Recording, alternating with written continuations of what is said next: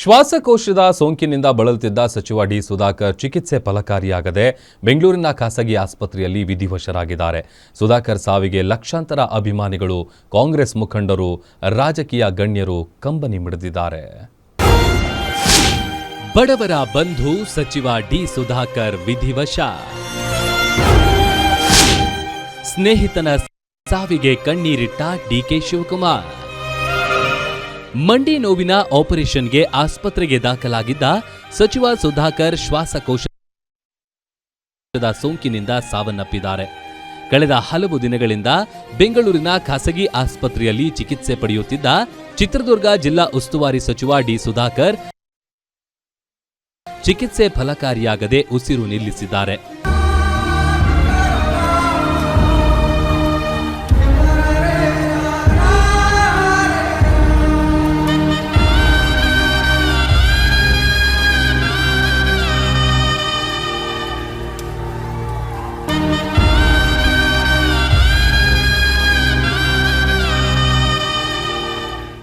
ಚಳ್ಳಕೆರೆ ಹಿರಿಯೂರಿನಿಂದ 4 ಬಾರಿ ಶಾಸಕರಾಗಿ ಆಯ್ಕೆಯಾಗಿ 2 ಬಾರಿ ಸಚಿವರಾಗಿದ್ದ ಅವರು ಬಡವರ ಬಂಧು, ಸರಳ ಸಜ್ಜನಿಕೆಯ ನಾಯಕ ಎಂದು ಹೆಸರಾಗಿದ್ದರು.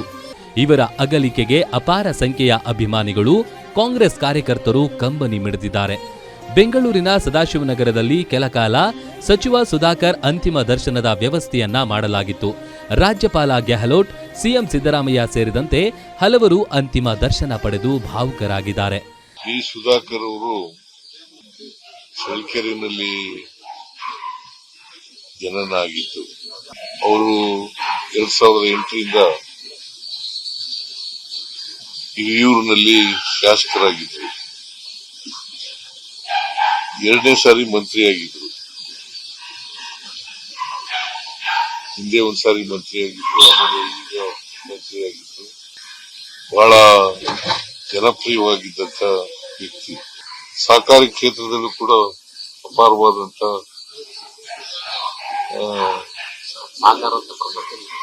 ಸಹಕಾರಿಯಾಗಿದ್ರು. ಸರಳ ಸಜ್ಜನಿಕೆಯ ರಾಜಕಾರಣಿ ನಿಧನಕ್ಕೆ ಕಾಂಗ್ರೆಸ್ ಹೈಕಮಾಂಡ್ ನಾಯಕರು ಸಂತಾಪ ಸೂಚಿಸಿದ್ದಾರೆ.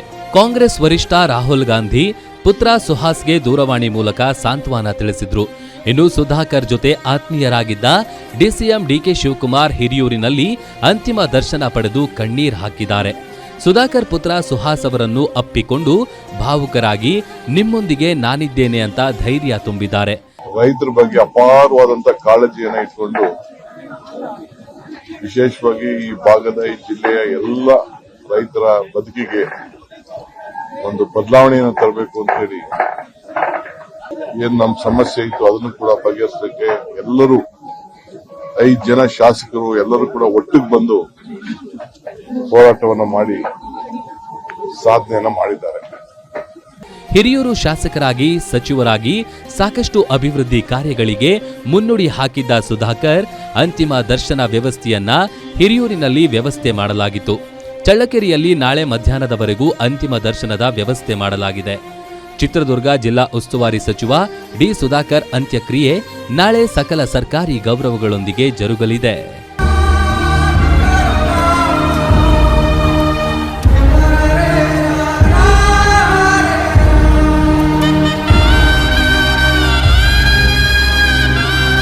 ಸರಳ ಸಜ್ಜನಿಕೆಗೆ ಹೆಸರಾಗಿದ್ದ ಸಚಿವ ಡಿ ಸುಧಾಕರ್ ಭದ್ರಾ ಮೇಲ್ದಂಡೆ ಯೋಜನೆಗೆ ಸಾಕಷ್ಟು ಶ್ರಮಿಸಿದ್ದು, ರೈತರು, ಬಡವರ ಪಾಲಿನ ಜನನಾಯಕರಾಗಿ ಹೊರಹೊಮ್ಮಿದ್ದವರು.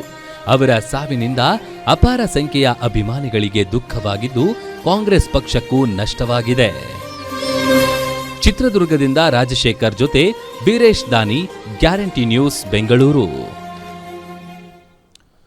ಇದಾಗಿತ್ತು ಇವತ್ತಿನ ಪ್ರೈಮ್ ಬುಲೆಟಿನ್. ನೋಡ್ತಾರೆ ಗ್ಯಾರಂಟಿ ನ್ಯೂಸ್, ಸುದ್ದಿ ಖಚಿತ, ನ್ಯಾಯ ನಿಶ್ಚಿತ.